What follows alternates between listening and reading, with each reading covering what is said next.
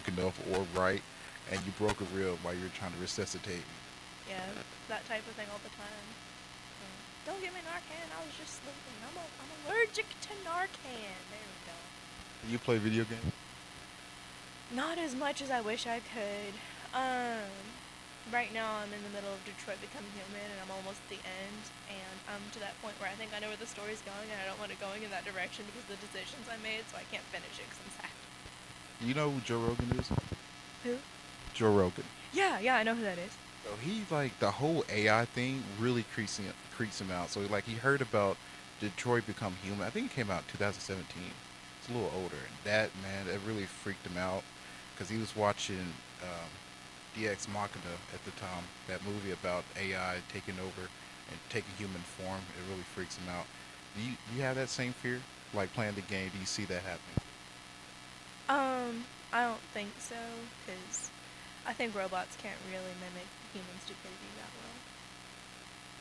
well. Well, Elon Musk is coming out with that brain chip, and where it's going straight into your brain. And I'm getting a card shop right down the hall here. Are you guys gonna collaborate with them? They look pretty cool. Card Trooper is super cool. Right now our collabs consist of if you win one of their card tournaments, you get like a discount coupon to come here, but they are moving to, I think it's called like the Richmond Center. It's over by the movie theater. They're moving over there. Um, so it's not like we can do any like lock-in stuff. We are doing a collab with Golden Leaves, which is up the way. People who are beating our rooms are getting a coupon for like a free cup of tea over there. And also, she's making us, I'm super excited about this because her candles are so good. She's making us these like special Nerdscape scented candles, which are going to smell like a D&D tavern with like the bourbon, the hardwood, the smoke, and in the middle of every candle, there's like a small trinket for people that's related to Nerdscape. Message me when it comes out because I want one. Yeah, of course, I'm so excited. I'm so excited. I'm buying these for me at this point.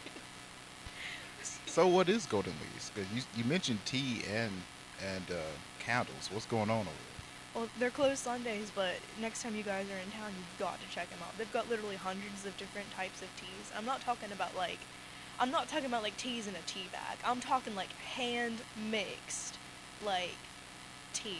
Like it's. An avid reader, she is too. I've just gotten to reading recently. Um, I've started reading more fiction stuff. She's got me into some more of the nonfiction and some of the what do they call epics from Roman history. Did you read any of that stuff? What type of books are you into? Mostly I'm into fiction, but I've read probably just about a little bit of almost anything. Right now I'm making my way through the Dragon Blood series. I do that on Audible because I work over an hour away, and also sometimes you have to take these really long transfers in the middle of the night. So to keep you awake, guess what? Audible is on. I'm driving. It's good life. Got any book recommendation? I mean, honestly, the Dragon Blood series I'm working through is really good. I'm a huge Agatha Christie fan. That's what I wrote my senior thesis on, was a comparison of who had more historical impact, Sir Arthur Conan Doyle or Agatha Christie, and obviously the answer is Agatha Christie. But that's like a story for another day. I could like obviously go on that for way too long, down to like the medical impacts and the stereotypes formed. Just because one person was more famous does not mean they had more of an impact. Well, please do. I've never actually heard of her. I've heard of Sir. I can't even say the name. Sir Doyle. Let's just go with that. But can you tell me more about her? I don't know anything about her. Well, she's been known as the Queen of Crime to come pick those people up. They are not everybody's dead, but nobody there committed suicide. So, what happened there? How did everybody die? That's a good one. And that was like one of the original like countdown like mysteries of where like modern horror when there's people walk to the house and everybody's dying one by one. That's actually what started that. So a lot of the things you see today were either straight thought of by Agatha Christie or she popularized them, which is I thought Is some of your escape room like inspired by her? yeah, definitely. Dinner party, because that one is also you're on an island and time is ticking, and alive anymore. I mean, the whole group doesn't die, but So you say you're an avid reader, but it seems like horror and mystery was definitely part of your big book. So, hey, hey, husband. Oh, it's fine. It's no problem. You want to say hi? Mason says hi.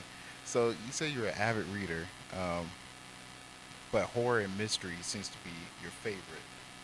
not not horror. I do not. I don't like horror. Actually, I just like mystery. I'm very scared of like Asylum. I can make up that thing, but as far as actual horror goes, I don't do well. I will not watch scary movies. Then, Ralph, I feel the pain.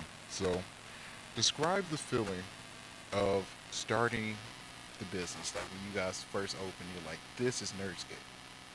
It was really scary to see if we could make things move, but here over the past week, we started actually turning a profit. Um, for like the first time. For a long time, I was paying everything.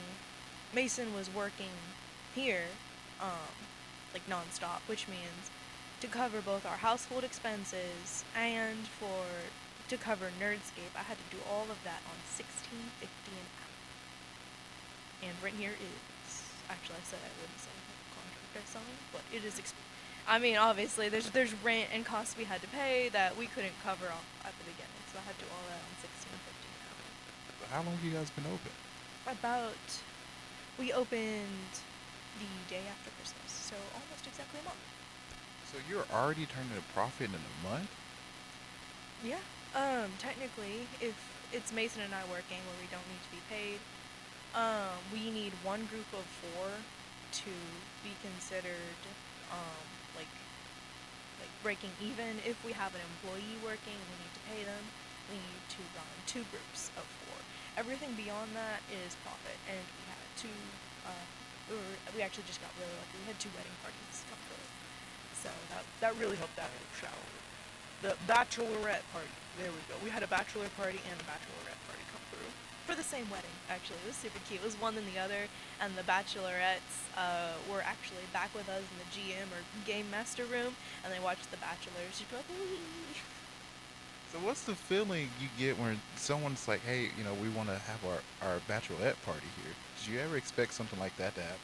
I did not know. They called us like the day before or the day of, and I'm like, it's fine. We'll do great.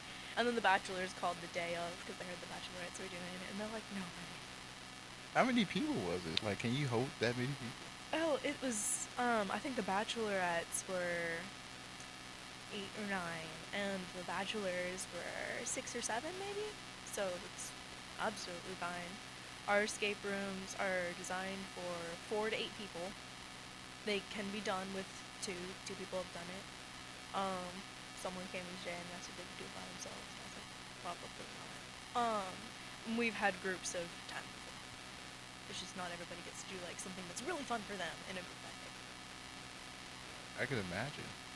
I just when I saw that, I was like, that wouldn't have been my first choice, but now I see it. I probably could do that with me and a bunch of my fellas or ladies in my party group. Definitely come here.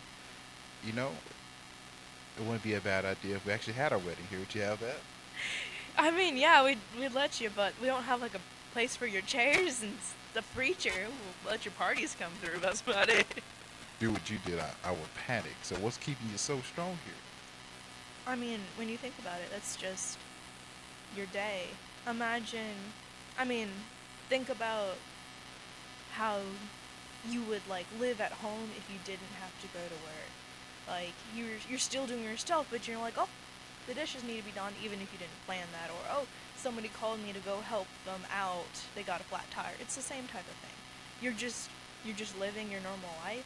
It's just sometimes it's interrupted by someone asking for your help, and that's all it is. So, as a paramedic, you're like on call. Whenever I'm at work, yeah, not like right here at work, but if I'm clocked in at Laurel or Montgomery counties, yeah. So if I'm not with a patient or cleaning an ambulance or doing station duties, whatever, I can play video games. I can cook. I can take calls for Lincoln Landscaping. I can schedule out Nerdscape posts. So it's not that bad. What do you play? What video games you play? Like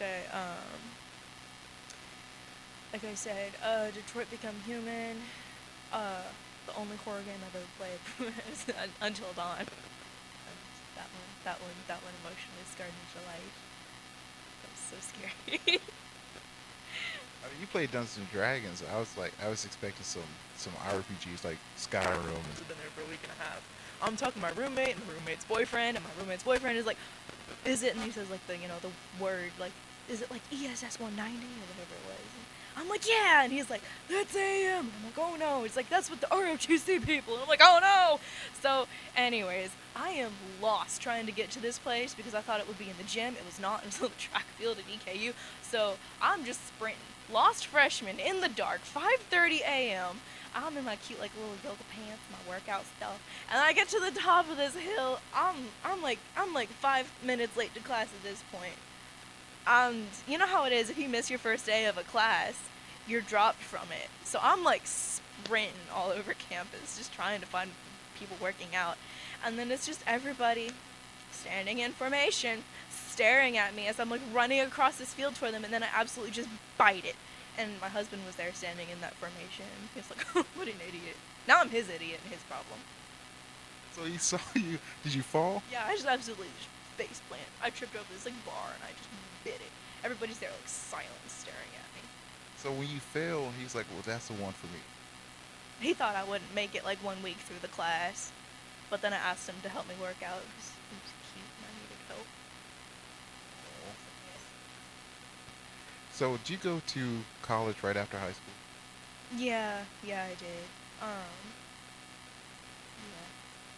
So I had Grant and Michael, and Grant went, I think, later in his life, and he was talking about like how much easier he had. That's a nice perspective, because I went to college and I took 4 classes that were outside of my major that I did need my first semester. And I was an athletic trainer, and they had me taking math. So to hear your perspective versus mine, I guess mine's a little more harsh because I definitely don't want to use any of that or pay for it. So if you didn't have to pay for it, do you think you would have taken that class? I mean, technically I didn't pay for it. Scholarships and CAPT covered it, but it still felt useless. And probably I would. I like learning. I'm getting my critical care paramedic. I'm going to critical care school here. Mason's laughing at me because I've been so excited for like months. I'm getting my critical care, which is like the next level of being a paramedic provider. And then there's like paramedics who are like dogs, which is so cool. Like they're like the coolest people ever. You might have seen it on the news. There was that flight helicopter that went down, and the flight crew still saved the baby that was on board on top of the helicopter that was leaking like not jet fuel but helicopter fuel like all over the place, and they're like literally dealing with this critical baby in the middle of like a crash. Like they're made of something else. They are the coolest people ever. No, I hadn't heard of that. When did that happen? I want to say like 2 weeks ago. It's for like the address, it's like a hoarder's house. There's like pieces everywhere. Oh man. I hate it. In there we have something called decomp ooze that shout out to my people who know what that is and have smelt it. It's not really decomp ooze, don't worry, but that's a little inspiration there for you. So what is decomp ooze? It decomposes and all. They turn into juice on the inside and all the orifices open up and it gets everywhere. It's special. Sorry. Don't make me see.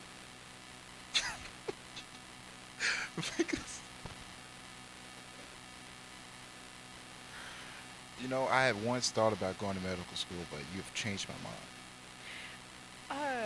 If you go to medical school, you don't gotta deal with decomp ooze. We don't even call it decomp ooze, it's just decomp. It's only people out in the field who have to deal with it.